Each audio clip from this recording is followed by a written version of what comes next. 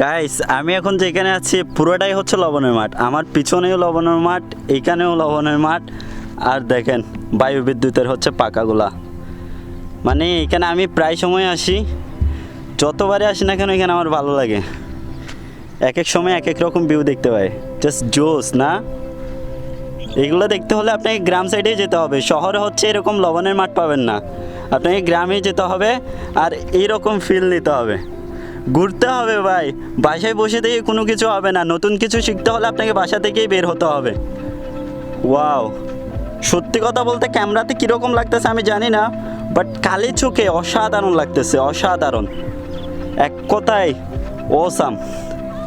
ও man, দেখেন রোডগুলো কীরকম, দেখেন এরকম কাদামাটির মধ্যেই হচ্ছে আপনাকে আসতে হবে যদি জীবনের আসল স্বাদ নিতে চান। আসেন, বাসা থেকে বের হন, ট্রাভেল করেন।